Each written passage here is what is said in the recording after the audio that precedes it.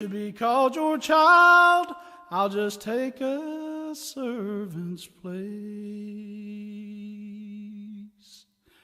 I think I'll go back home.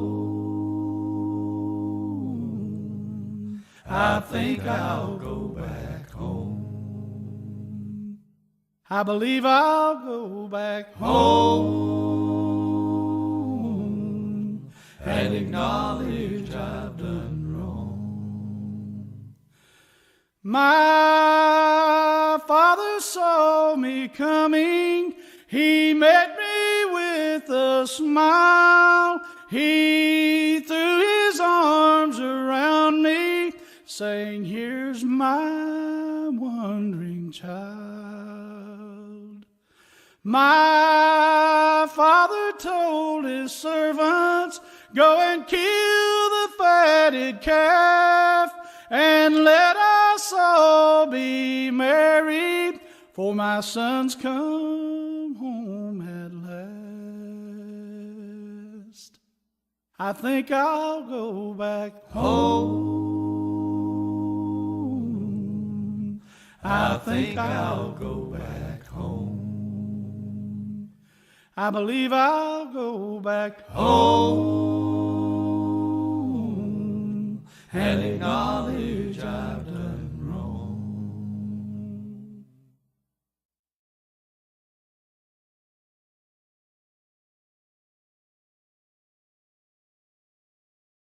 Well, when I left my father's house, I was supplied. I made a mistake and I did wrong. Now I'm dissatisfied. I think I'll go back home. I think I'll go back home. I believe I'll go back home and acknowledge I've done wrong. What have I gained by sin, he said, but hunger, grief, and fear? My father's house abounds in wealth, and I'm a starving here. I'll go back to my father's house. I'll fall down on my face, saying I'm unworthy to be called your child. I'll just take a servant's place. I think I'll go back home. I think I'll go back home. I believe I'll go back home and acknowledge I've done wrong. My father saw me coming. He met me with a smile. He threw his arms around me, saying, "Here's my wandering child." My father told his servants, "Go and kill the fatted calf, and let us all be merry, for my son's come home at last." I think I'll go back home. I think I'll go back home. I believe I'll go back home and acknowledge I've done wrong.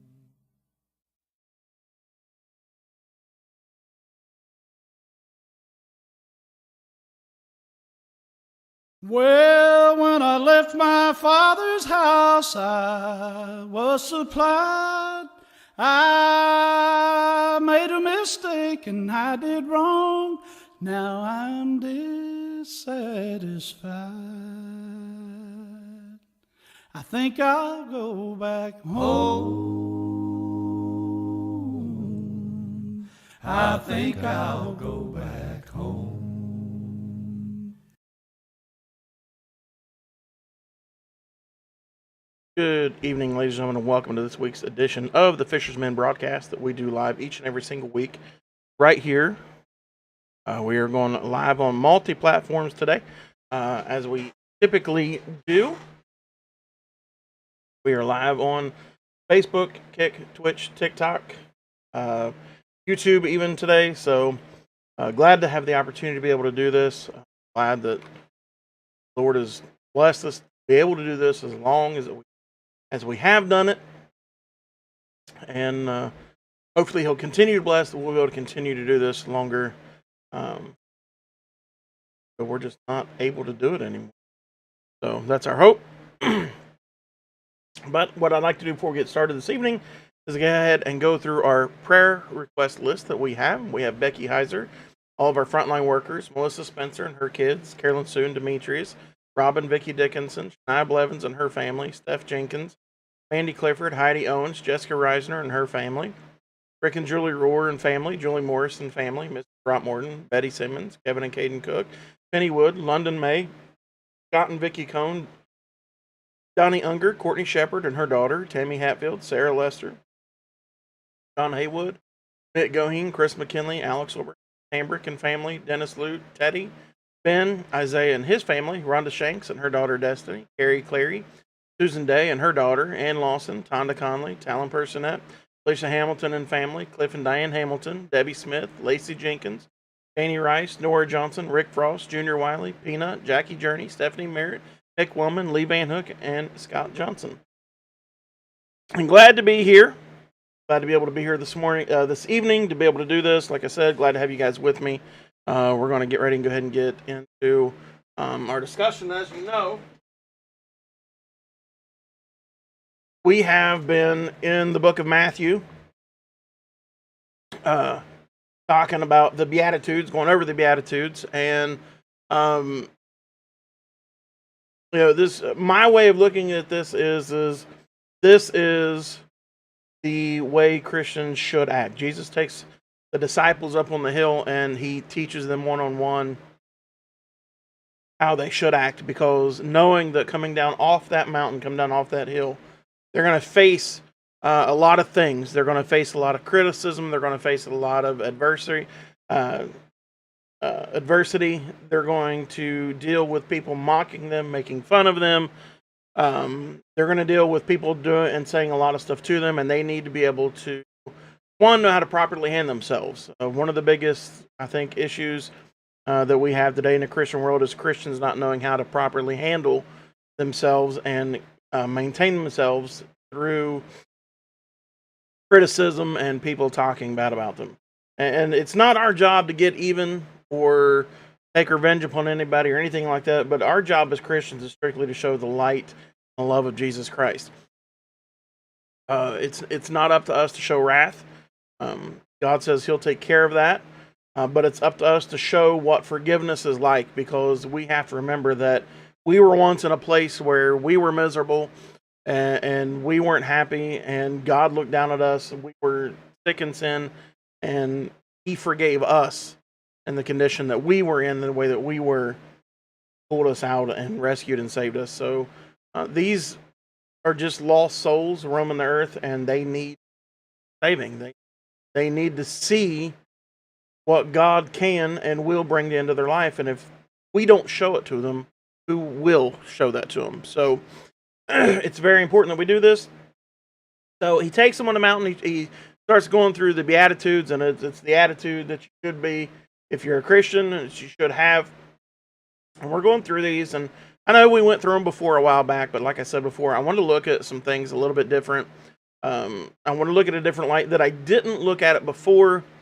And as I did this, I just wanted to take you on that little journey with me. Looking at these in the sense of comparison from the old law to the new law, to what Christ brings into things. Remember, he said he didn't come to do away with the old law, but to fulfill the law. But there are some things different. You look back, and we kind of talked about this the other day in Sunday school, but if you look back at the law, what they consider the old law, or what is called the Mosaic law.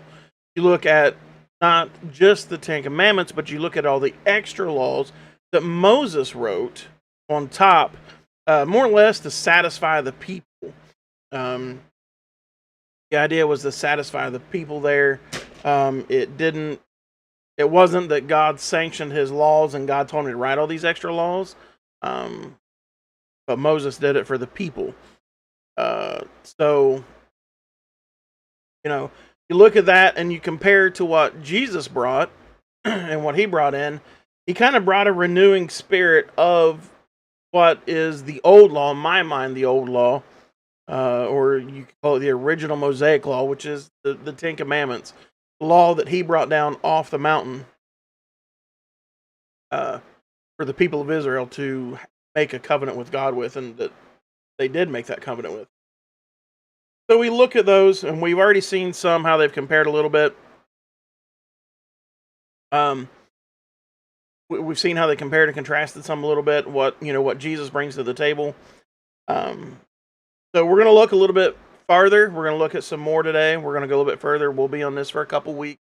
This is already week number 3, I think. So a couple more weeks in this. We're going to look at these, but I think these are important for our Christian walk. So we finished off. We were still in chapter 5, but we had made it down and finished at verse 32. And we were at verse 33 is where we stopped. It's where we're going to start up again. And it says, again, ye have heard that it hath been said by them of old time, that thou shalt not forswear thyself, but shalt perform unto the Lord thine oaths. And I've got an idea on this. I'm going to share with you here in just a second. It says, but I say unto you, swear not at all, neither by heaven, for it is God's throne, nor by the earth, for it is his footstool, neither by Jerusalem, for it is the city of the great king. Neither shalt thou swear by thy head, because thou canst not make one hair white or black, but let your communication be yea, yea, nay, nay, for whatsoever is more than these cometh of evil. And here's kind of my way of explaining this, and my idea on this, and that is the fact that this is kind of like our New Year's resolutions. We make an oath, we make a promise, we dedicate ourselves to do something that we're not able to fulfill, or that we won't fulfill. There's no desire there. So making promises to God to do something, or even bargaining with him. He's not a bargainer. This is not a bargain where you can bargain for God, bargain with God for things. But this is he would rather see you do what you think you're going to say to him. He'd rather see you do it than you say it.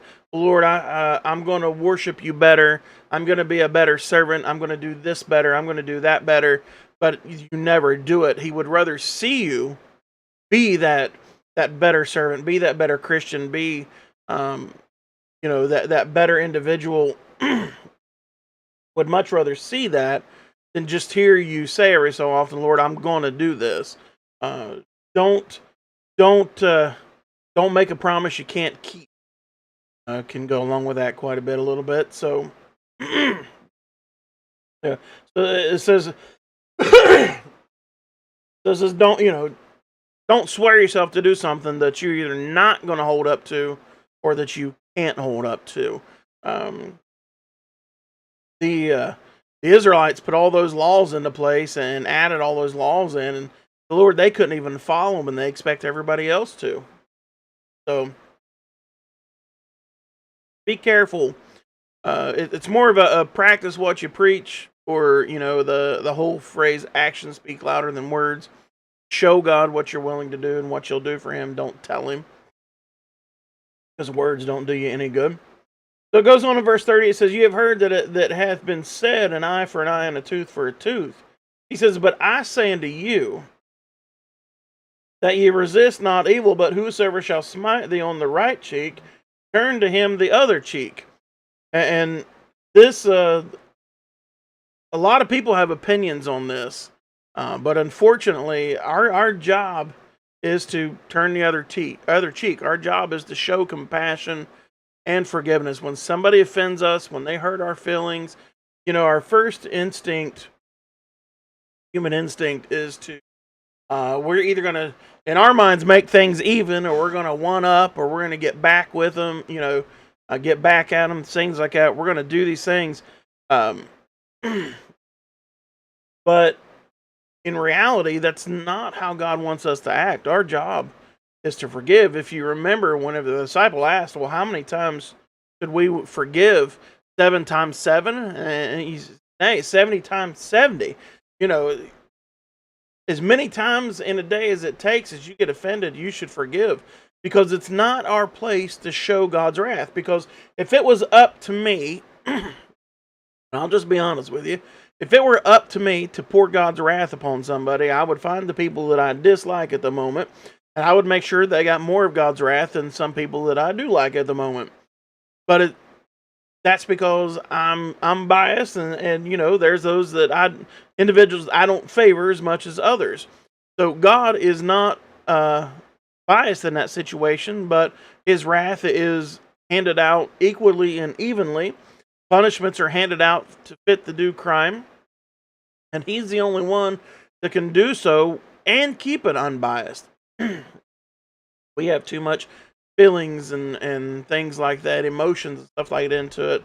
And again, we decide somebody hurts us more than somebody else. And we decide somebody's actions are greater than somebody's else.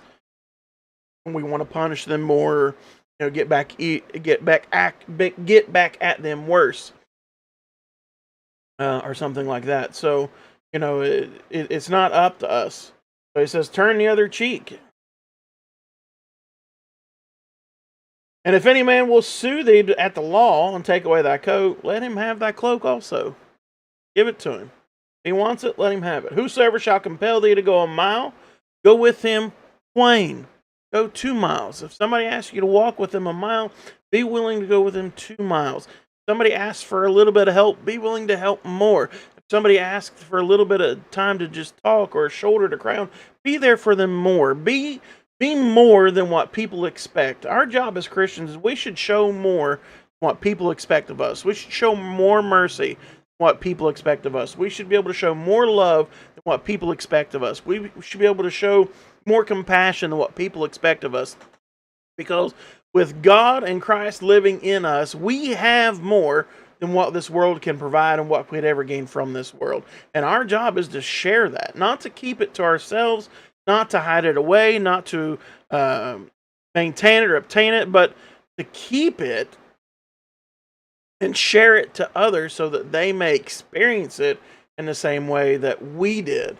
God didn't give us His love not to share it. So it's very important that we remember that and are willing to do that. So it says, go with him twain. Give to him that asketh thee, from him that would borrow of thee, turn not thou away. Don't turn them away if they ask for you. If they're asking to borrow something, don't turn them away. Let them have it. Maybe it's a possibility you won't get it back. Maybe somebody wants to borrow $20. You know for a fact they won't pay it back because they borrowed 20 before and they never paid it back. Give it to them. If you've got it, let them have it. God will see that. He will bless that. It's not in what you get back out of it, but it's what you give. God will give the return. It's not a blessing. Well, if you loan somebody something that they need, God won't wait until to see if you get it back if He blesses you. But when God sees in your heart that you give it wholeheartely and without concern or without any restriction on it or anything like that, He'll see that and He'll bless that. He'll very much bless that. So He says, ye have heard that it has been said, thou shalt love thy neighbor and hate thine enemy. But Jesus says, but I say unto you, love your enemies. Bless them that curse you, do good to them that hate you, and pray for them which despitefully use you and persecute you. We're to show our enemies that love. Our job in this is to show the love of Christ to the people that need it, to show it to the world so that they can see it and experience it. And if we don't, how are they going to? How is that going to be a possibility? So it's our job to do so. So we need to make sure that we get it out there. We need to make sure that we're showing.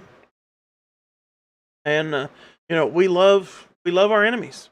We show them that love. And I tell you honestly, I'm sure you've heard the phrase sometime throughout your life where they say, "Kill them with kindness." Be nice to them when they're mean to you. Be nice to them, because that absolutely gets the people. The reason most people come in, they mess with you, they aggravate you, they pick on you, they bully you, or whatever, because of the reaction that they get out of you, that negative reaction that comes back. But if you can still show them love and ignore and keep that hatred back, because that's what they're trying to bring out of you. Keep that back and hold that back and show love and continue to show it. One, they'll leave you alone because they're not getting the reaction that they want out of it. Two, you may very well positively affect their lives, because when they realize that you're still able to do this, they're going to want to know why and what made you to where you're able to do this. And whenever you can say, it's because I have Christ living in me, that's why I'm able to be this way, they're going to want to know what this Christ is, who he is, and how in the world he made this change to you. So don't be afraid, even to those that hate you, your enemies, the ones that despise you, that pick on you, everything like that. Be afraid. Christ says that ye may be the children of your Father which is in heaven, for he maketh his sun to rise on the and on the good, sendeth rain on the just and on the unjust. Not to mention, through all of this, through being able to affect, God is watching how you behave. He's watching what you do, watching how you encounter people. And he wants to see that you're showing and expressing his love to those people. As for if you love them which love you, what reward have ye? Do not even the publicans the same? And if you salute your brethren only, what do you more than the others? Do not even the publicans so? No? If you're saluting those, if you're celebrating, and if you're being nice around those that are nice to you, what it doesn't benefit anything. If you play Christian around other Christians, you're not benefiting the world. But if you show that you're a Christian around those, he says, be ye therefore perfect, even as your Father which is in heaven perfect. So see those that are out in the world, and you show them what it means to be a Christian, the difference in their life. But if you act one way, church house, around other Christians, act different way out in the world around other people, they're not going to be able to see the light of Jesus, be able to see how to escape darkness. We're not going to be able to show God, and God will see that as well. He can see in the dark, and he can see in the light. He can. So be aware of that, and don't forget to show love to even those who show you hate, because reality, in Christ lives, and we're the only who he is, what he can do, and okay. Alrighty, guys. Listen, we're going to stop right there. That's the end of chapter 5. We're going to pick up next week, chapter 6, continuing on through the Beatitudes. We're going to go through them and continue to study them and look at them and see what they're doing, and see what we can learn from them, how they compare, contrast old laws to a lot of good things. Plus, we're learning the proper etiquette, the proper behavior for a Christian, and it never hurts to be reminded and refreshed of how that is. But that being said, we're going to stop our study right there. Don't forget, we don't really have, I don't know of any announcements. So don't forget the Kneel to Cross Gospel Hour every Sunday, 8:30 to 9:30. 106.7 FM, 10 AM if you're in Minnesota County, Ohio, and County, Kentucky areas. You can find it there. Not if you're following this church or myself, or if you're following myself or the church, I share it on here. Sorry, I lost train of thought for a minute. You can find it every Sunday morning, because as Jan goes out with it, I share it as well. So she broadcasts it live from her page. That's Janet Breach. If you're friends with her on Facebook, then, like I said, I share it in here. Share it in groups and like that. You can find it there. But it's a live look into the studio, into the radio studio. You can watch it as we do the broadcast live. They're singing and preaching each and every single week. It takes an hour. It'll be enough to get your spirit warmed up and pumping before church service starts, 10 or 10:30 or 11, or whenever your worship service starts. So tune us in, enjoy, have fun, and just work with us. Other than that, with that being said, we're going to say a prayer of dismissal. We're going to get out of here. Then we will pick up with chapter 6.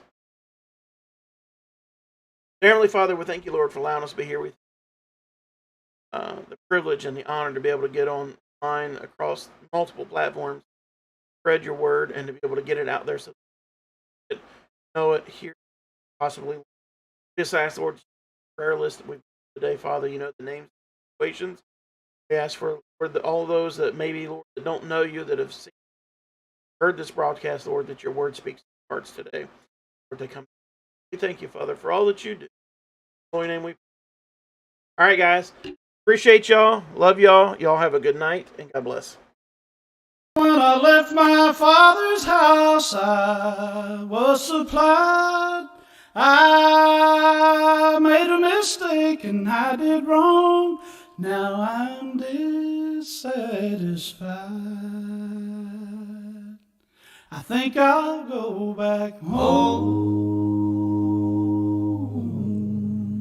I think I'll go back home. I believe I'll go back home and acknowledge I've done wrong. What have I gained by sin, he said, but hunger, grief, and fear? My Father's house abounds in wealth, and I'm a starving here. I'll go back to my Father's house.